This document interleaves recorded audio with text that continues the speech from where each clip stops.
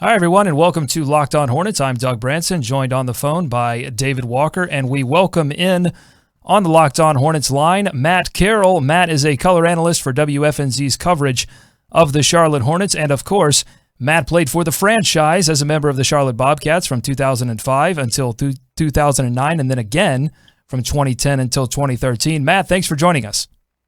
Doug, happy to be here. Thanks for having me on, guys. So the schedule is out. We've had some time to dive into its ins and outs, its intricacies. What are your early impressions of the hand that the scheduling computers have dealt to the Hornets this season? Well, I think my first thought is the season's starting early. Yeah. When I think of mid-October, I'm thinking of playoff baseball, a little bit of football, college and NFL, which I'll be watching, paying close attention to my Notre Dame Fighting Irish. So to be starting that early, I think in the year is a bit of a surprise from a guy who played in the NBA for a while. So I understand the logic of it, trying to eliminate the back-to-back and the clutter of games to try to make sure the superstars are not sitting. But it's a bit of a surprise to me. But overall, I think it's going to be for a better product in the NBA. Less back-to-backs as players, back-to-backs are just really hard and difficult on the body, especially when you're traveling on the road for a long road trip. So I like the schedule. Those are my first thoughts just early on. We can get into more detail with it, but I think overall it looks pretty good. You had usual suspects coming in town with the big games, and we can talk more about that. But overall, I'm pretty happy with it. Now, Matt, you were a former Hey, player, Matt. so what did you do with that time in between the preseason and the start of the regular season that seems to have been cut down to get rid of some of those back-to-backs and 4 and 5 nights? Yeah, I think that time mid-October, you're almost getting into to good shape. And I think nowadays, when I first started back, it was 2003 and 4. I was in Portland, San Antonio. And obviously, San Antonio had a very good team. The next year, they won a world championship.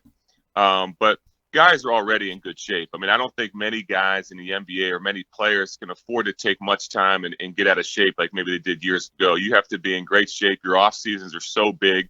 And now, with the amount of resources you have, and most players are sticking around this entire summer with the organizations and working with the coaches and the trainers and nutritionists and everything else. So guys are ready to roll at that point.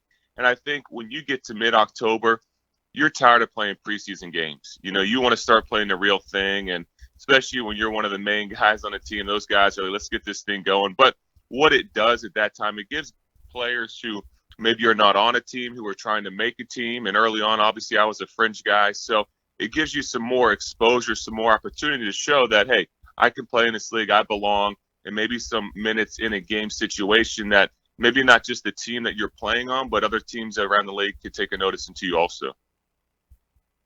Matt, do players look at the schedule this early or at all, or do they kind of take it, section by section once the season gets going? Yeah, great question. I have to be honest, as a player, when the schedule came out, I never even looked at it. I might take a look if it was around the holiday and I had to buy some plane tickets for some family to come in town. But besides that, listen, once you start the season, you got 82 games. You could be in Sacramento, LA, Boston. It doesn't matter. You're on the road somewhere or you're at home. That's all that really matters in your mind or with your family's mind. So you really don't pay close attention. Since I've been out of the playing days, I take a closer look at it, like I said, because of scheduling things. But as a player, it doesn't really matter what city you're in or who you're playing. A game's a game, and you got to approach each one as a professional and be ready to go. So speaking of what maybe players or teams care about, the Hornets open on the road for the third straight year. This is the first time that's happened since 2008 through the 2010 season. Do teams like to start at home? Do teams care about starting at home, or does that not really matter either? Yeah, I remember starting most times here in Charlotte with home games, a home opener, which was a legit season opener. Ideally, I'd like to be at home for that first game, just to kind of be in your own gym, sleep in your own bed. And it depends if you're traveling much in the preseason. You think when the Hornets are over in China, that's a big deal. You want to get home and get some rest there. So that can be pretty taxing. But, overall, I don't think it really matters. Sometimes, as a coach and within the team in the locker room. You just got to paint a picture. If you're on the road, that's where you want to be. You're going to say, hey, we're going to be the road warriors, and we're better on the road. No distractions out here. It's almost like training camp. But if you're home, then it's, hey, we're in our own bed. And so you just kind of paint the picture and mentally just want to tell yourself, whether you're on the road or at home, that's the best place to be at that moment. Yeah, Matt, fans have already kind of circled the end of this schedule and the end of this season as a little bit of a tough run, I think, based on being away from home. But historically, when Clifford's groups have closed the season, and made the playoffs, they've closed out the season well. And it's been sometimes, slow out of the gates for these squads. Do you think it's better, for this team to have their toughest portion towards the end of the season when they've kind of had a chance to gel? I would think so, and you just said it. You look at how, Clippers teams have gone through some good stretches late in the season and really, poured it on around the All-Star break when things start to really click.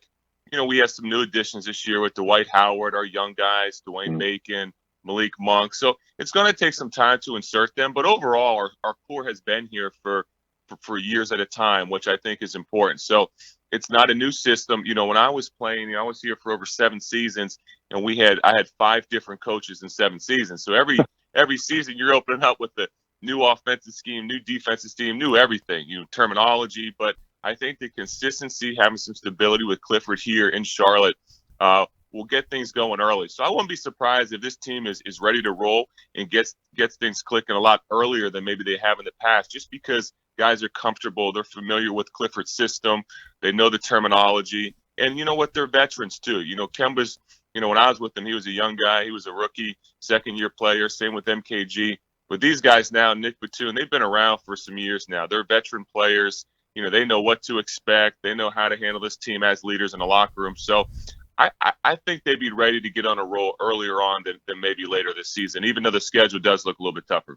Here with Matt Carroll, Hornets color analyst for WFNZ and ambassador to the team. Matt, Charlotte will have 3 games on ESPN this season and 5 on NBA TV. First of all, help David and I settle a little bit of a debate that we're having right now. How many total national TV games do the Hornets have this season? Is it 3 or 8?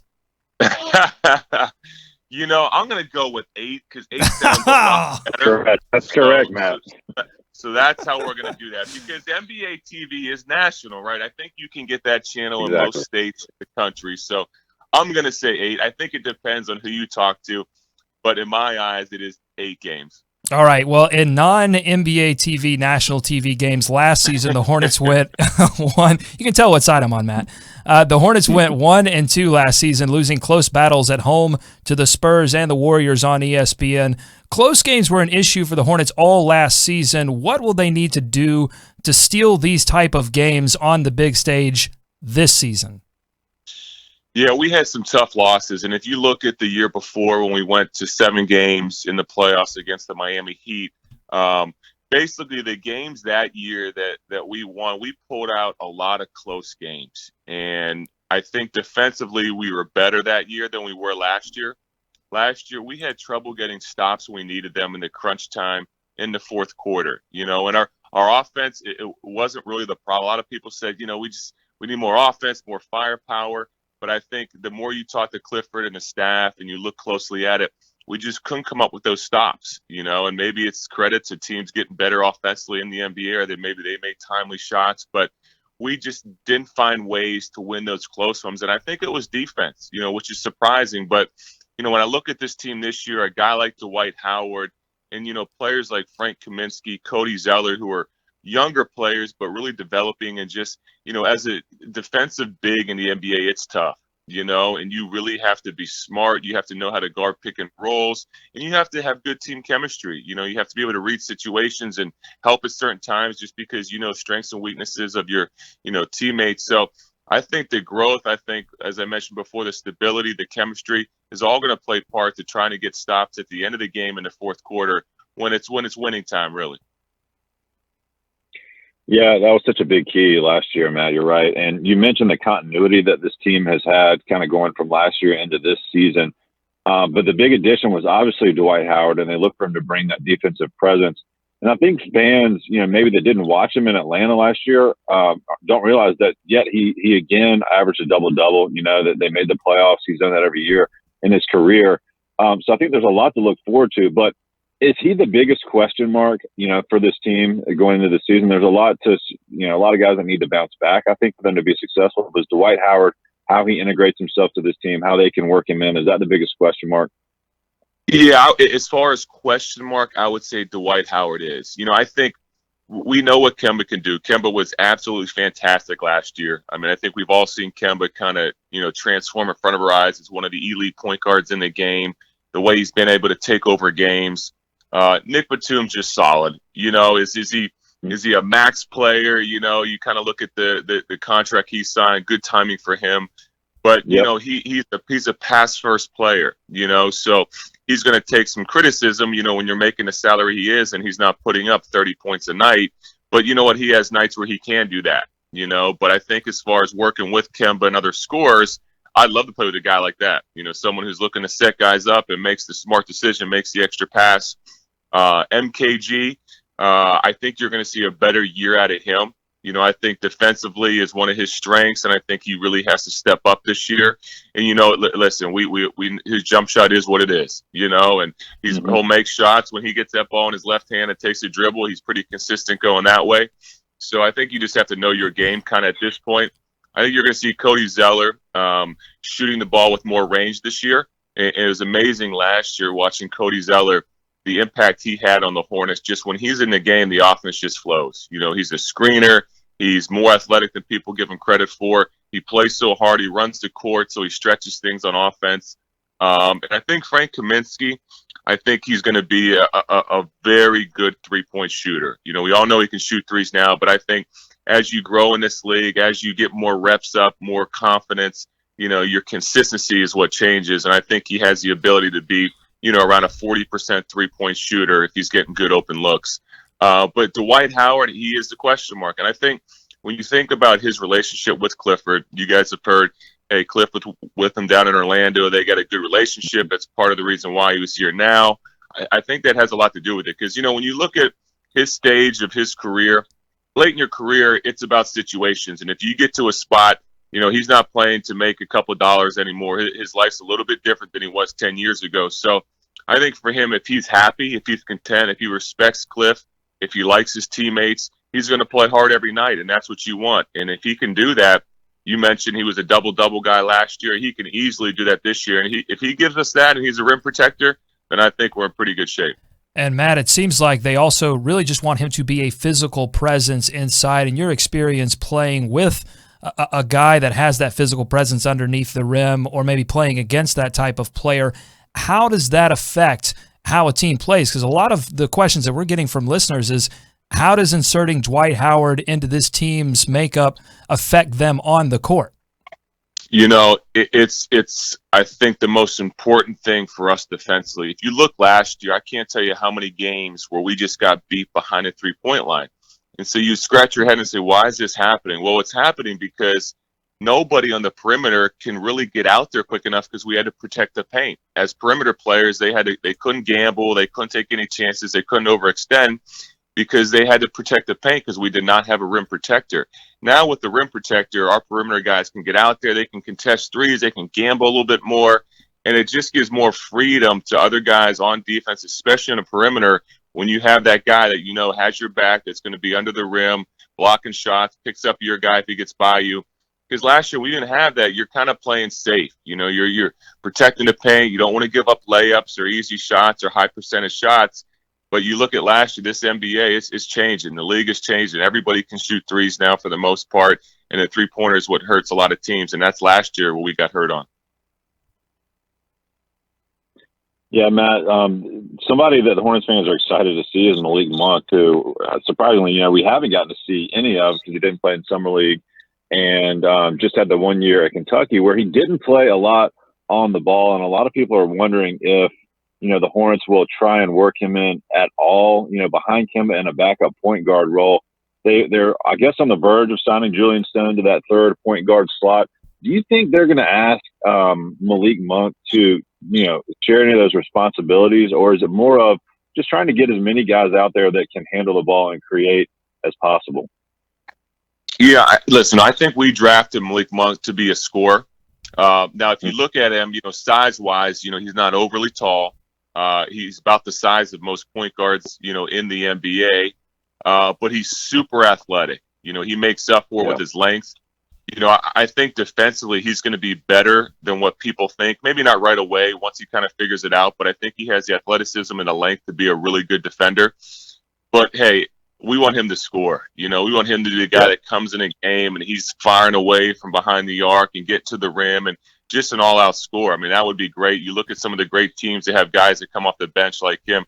That's what you want. But, could he give Kemba a break? Could he play some point? Absolutely. But you look at the NBA, think of like Portland, at Lillard, McCollum. You have multiple guys that you can put in pick and rolls. And I don't even know whether he's a point. Is he a two? Is he a combo?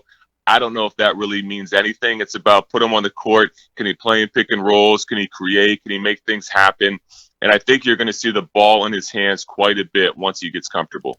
Yeah, I think that's interesting. Yeah, this idea that maybe putting him on ball and asking him to create would take away a little bit of the magic that they want him to bring in terms of his scoring ability. The one question I have about Monk right now is we know from that 1 year in Kentucky that he had the ability to knock down open shots, contested shots, shots on the move, catch and shoot. He was a taker and a maker at Kentucky. But what challenges will he face to translate that into the NBA game, and what will be the key leading up to the season in overcoming those challenges? Well, I think number one, when you get to the NBA, that the hardest thing, and I can relate, as a wing player, as a shooter, is just maintaining your aggressiveness and confidence. When you're on an NBA roster and you're not playing, 40 minutes a night like you could, or in Kentucky it was a little bit less, I guess, but you have to somehow deal with having inconsistent minutes. And when you come in the game, maybe you only get 2 shots in that quarter, but you got to have the confidence to take them and stay aggressive, like you're getting maybe 15 or 20 shots a night, like you did in college. And that's the challenge, I think, for a lot of young players, especially shooters and scorers, just that you're not getting the reps, you're not getting the opportunities that you did when, if you're getting 20 shots a game, you're like, well, if I miss a couple, it's no big deal. But now when you're coming off the bench, if you miss your first, 3 or 4 shots, then coach is thinking maybe he doesn't have it tonight. So can you play through those, tough stretches, maintain your confidence, and still be the same person, and same player that everyone, knows you can be. And Monk and fellow draft pick this year, Dwayne Bacon, both shot makers. And that felt like they were trying to address that a little bit, maybe take some of the weight off of Kemba and guys like Nick as well. But don't you see the fire in those two young guys? That they are both, I think, come from the same cloth, and that they want to shoot the ball and they want to score a lot when they can. Yeah, I definitely do. I think they're both shot makers. I think Bacon, we haven't talked about him as much, but he's got an NBA body. I think he's got the strength to come right in and be ready to go. And he was impressive in the summer league. Had some games where, he made some tough shots I was impressed with. But I think we also wanted to upgrade our athleticism. I think coming off the bench, guys that can defend, guys that can be physical and still be shot makers. You guys hear the term, threes and Ds, guys that can hit threes, guys that can really D up.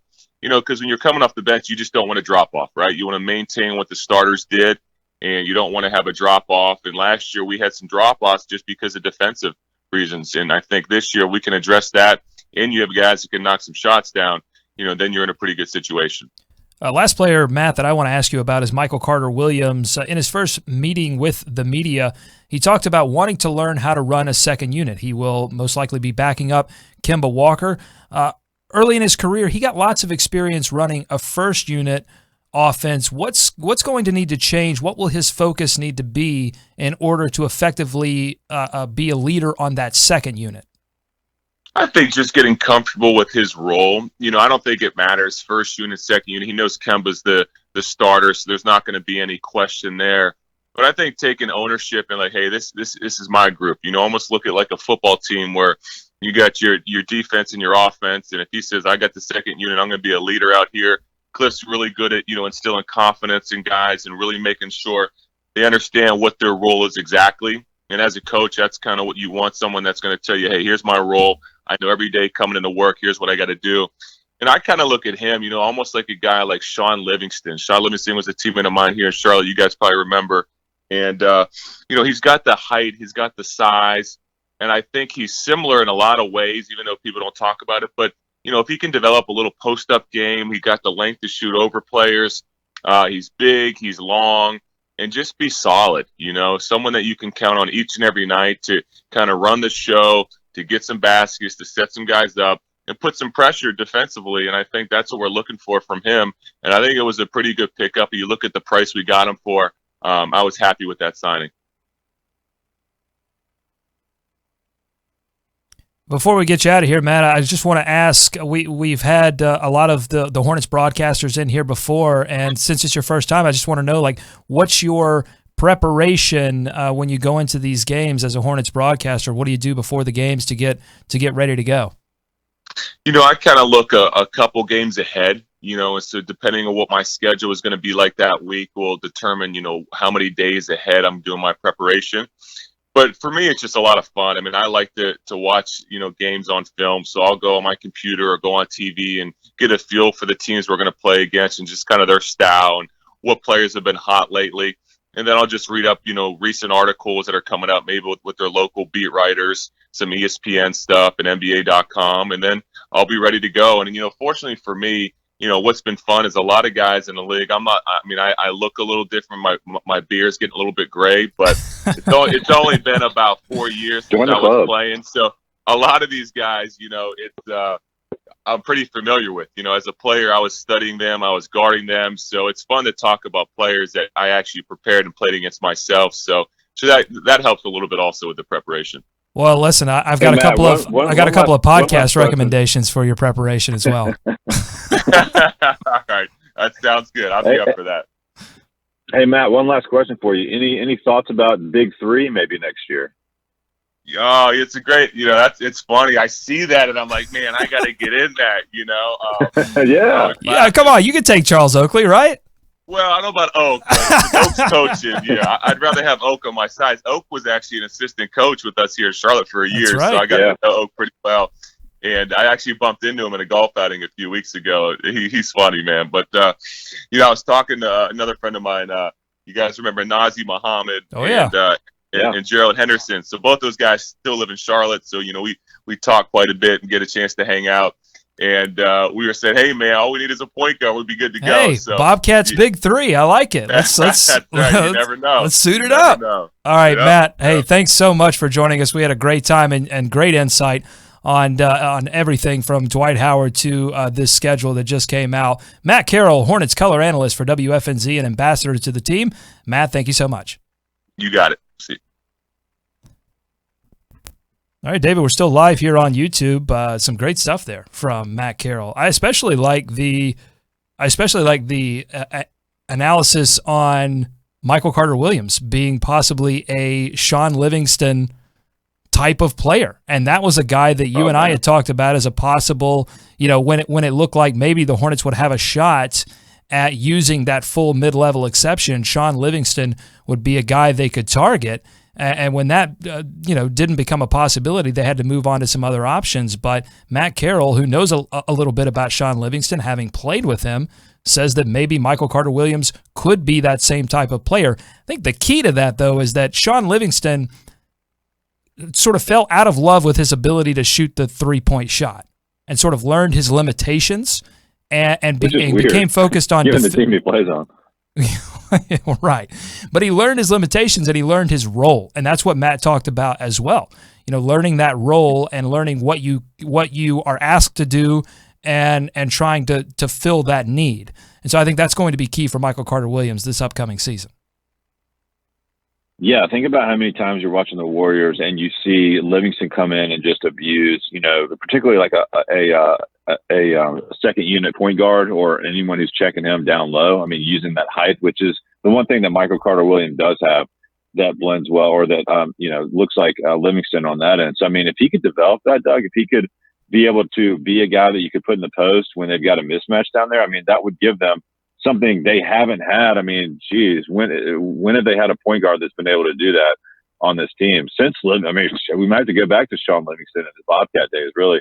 So, I mean, yeah, that would be huge. anything he can give them above, keeping the team level, right? Like, functionally running the offense. Yeah. That's the minimum. Yeah. Yes. Distributing and functionally running the second unit offense and making plays for other players would be something that they didn't necessarily have last season. So if he can do that, that's bare minimum. Then they're already better off. And then if he can add some ability to score maybe on a runner, or again, not falling in love with that 3-point shot necessarily, but finishing inside, something that he will need to get better at than he was last year in Chicago. Those can definitely be big things. And then he also mentioned Dwight Howard. Late in his career, it's more about situation. I like that quote as well. You're trying to find those right situations. Atlanta, I think he thought that would be the right situation, wasn't necessarily, and hopefully the Steve Clifford factor can make it, because you heard him, David, how different the team is going to be, especially defensively, with a presence like Dwight Howard underneath. Oh, yeah. And he did say that was the biggest question mark, and I think that's certainly fair, and I think a lot of fans are looking at that. Just not knowing what to expect, and maybe having different views of Dwight Howard given the course his career has taken. But again, you go back to just the sheer numbers that he's put up and the consistency with which he's been able to produce, and you have to feel good about that addition. The other thing, Doug, I thought was interesting, when we were talking about Monk and Bacon, I brought it up in the form of shot makers, but Matt mentioned something that we've talked about in the past. Adding these guys that are 3-and-D guys that can guard multiple positions, they can knock down a shot when they're presented the opportunity. Not something the Hornets had a lot of, particularly coming off the bench last year. And you see the teams, especially in the East, that are not named Cleveland, but even Cleveland, they've got these guys that can run out there, handle the ball a little bit, create a little bit, do a little bit of everything, and guard multiple positions. And that's it's all about versatility. To add. Yep, and that's exciting, I think, if you're a Hornets fan, because that's going to be a different look, especially the depth that they have now with adding a few more guys that are able to do that. And we got him on record about the big three. That was a great question. You sly devil. You heard it here first. You sly devil. That was amazing. Well, he mentioned the graybeards. He mentioned the graybeards, and I was like, yeah, there's plenty. You know where the graybeards are? They're in the big three. Well, I dropped the Oakley thing. I don't know if he was quite aware that Oakley he stepped onto the court in that last big three. Hopefully Matt's, you got to be ready. You got to be ready for Oakley to step on the court at any time and devastate you. Kid, do you have time to talk about the schedule for a few minutes? Yeah, of course. Okay, let's run through this, because for some of the people that may not have joined us live on YouTube last night for our instant reaction, so the Hornets schedule revealed last night. The season opener will be October 18th at Detroit. As you heard in the interview, third straight season they will be opening away from home. The home opener is the next game, October 20th, versus the Atlanta Hawks, and there's some storylines there, David. Well, two straight games where you have Dwight Howard storylines. First in Detroit versus his old coach in Orlando, Stan Van Gundy, and then to come home and play the Atlanta Hawks, Dwight Howard facing off against his hometown team and the team that traded him. So listen, the NBA knows what they're doing. It's not even a conspiracy theory. This is blatant Dwight Howard storyline, star storyline playing here for the Hornets. Oh yeah, they're familiar with the storylines. They followed the gossip columns in the offseason as well as anyone. So, I think that's intentional. But look at the matchups too, though, Doug. You got Drummond, I think, there in that first game. Yep. I think Atlanta. For Hornets fans, though, Atlanta, that should be that's a nice way to start your. Well, it could. Early on, it's either going to be vindication or it could be a sign of trouble. So we'll get that indication early on.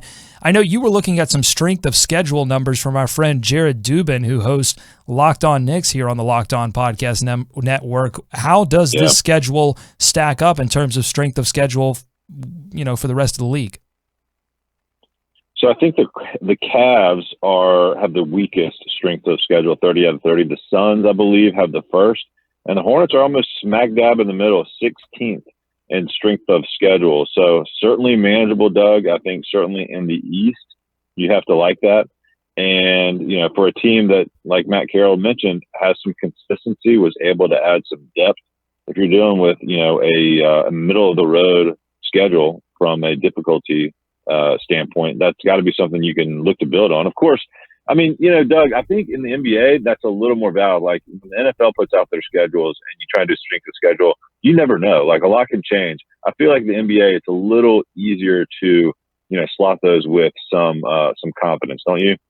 Yeah, and you have to factor in, I mean, like teams like Atlanta, and I think Jared Dubin actually inserts some extra zeros and ones to try to figure some of this out. But you've got teams like Atlanta and Indiana who were very good last season that may not be as good this season, so you can't necessarily go by their records last season. But I think you're right; it is a little easier in the NBA to figure out these strength of schedule numbers. So I'm looking at the month by month, and they've got the second and third toughest schedule through December, second on October and November, and then the third toughest in December.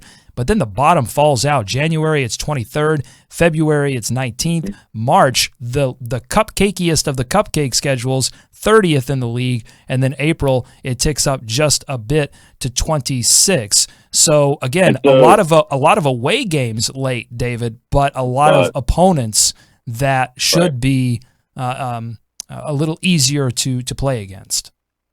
Yeah, exactly. And we talked about that a little bit last night, breaking this down, just the amount of away games to close out the season.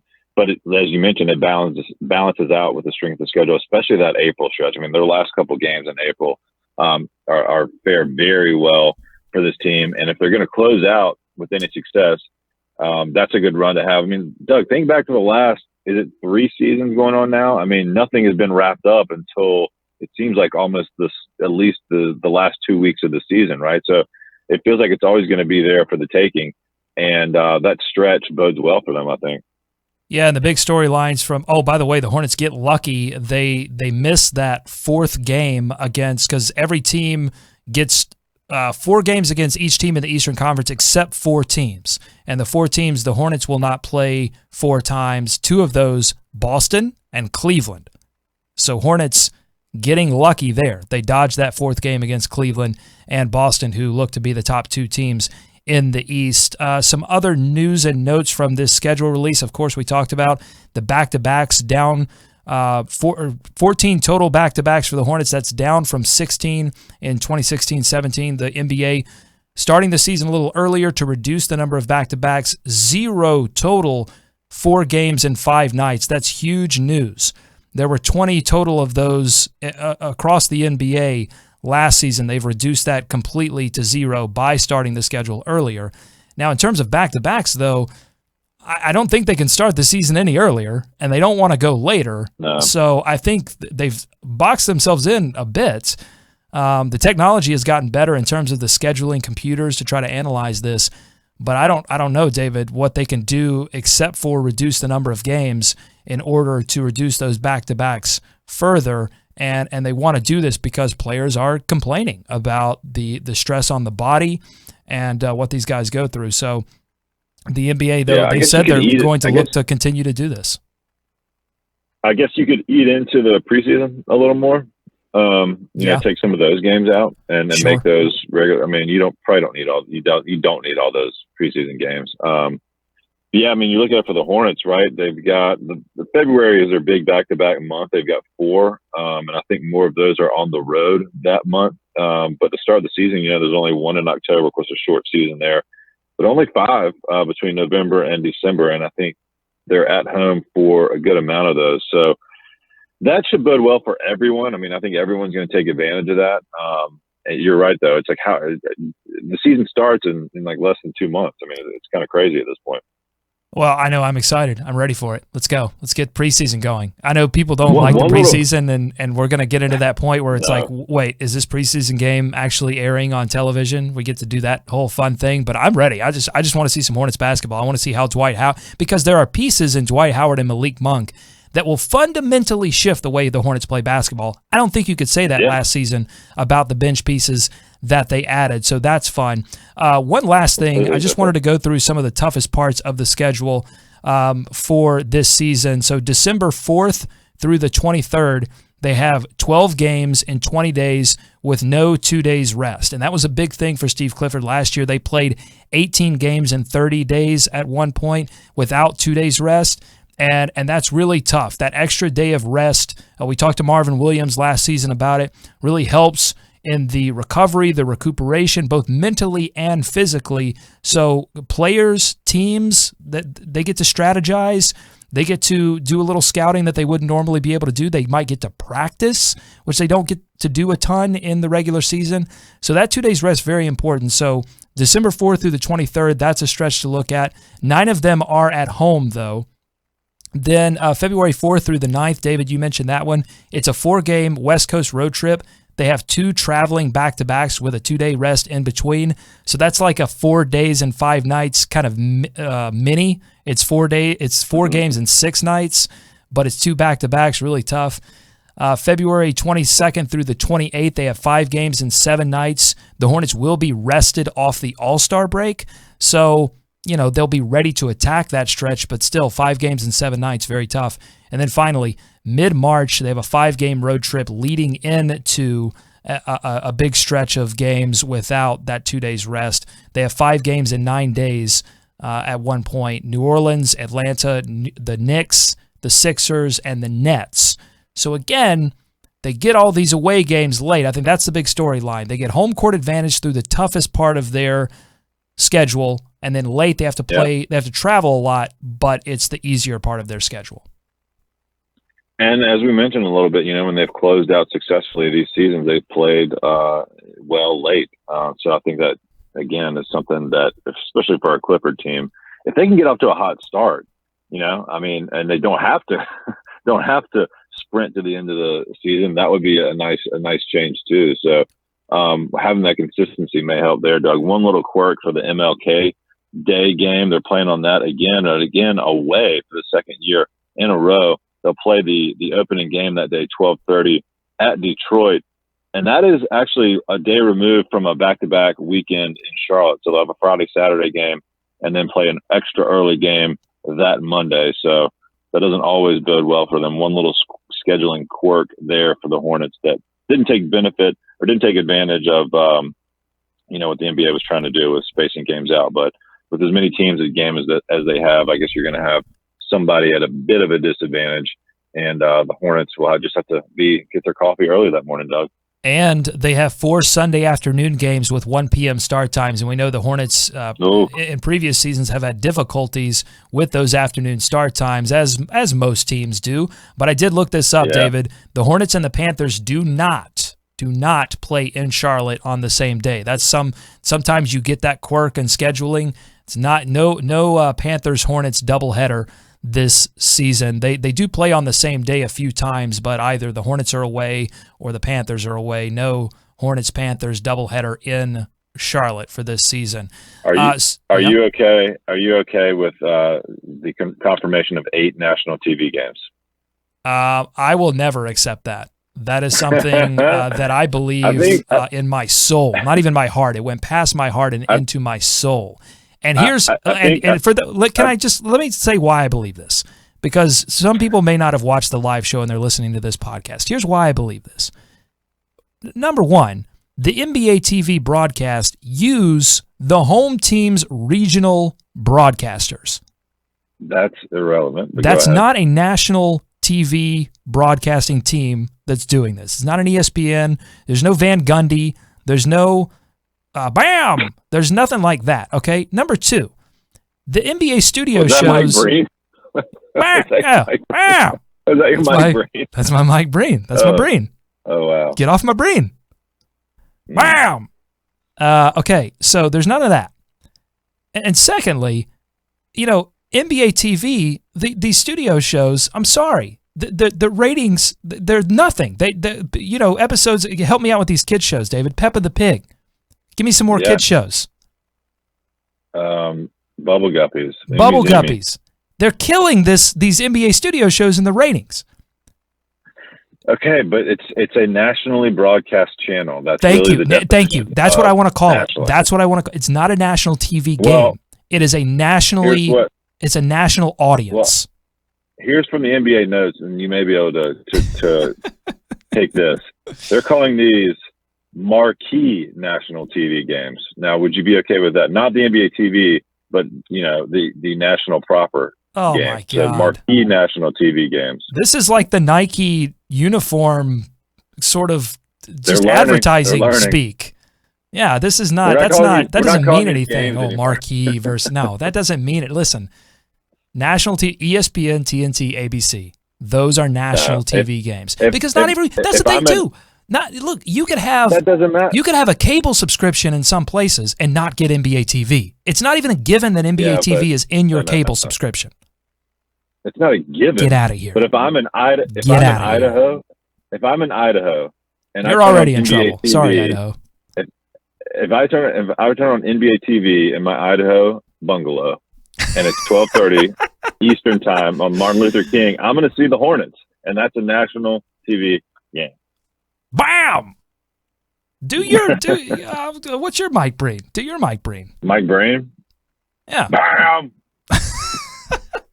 All right, we got to get out of here. Thanks so much for tuning in live. If you watch this on YouTube, if you haven't, subscribe to us on YouTube, youtube.com/Locked On Hornets, because you get notifications. If you have the mobile app, you get notifications on your phone about when we go live, and you'll hear live interviews first before you hear them on the podcast.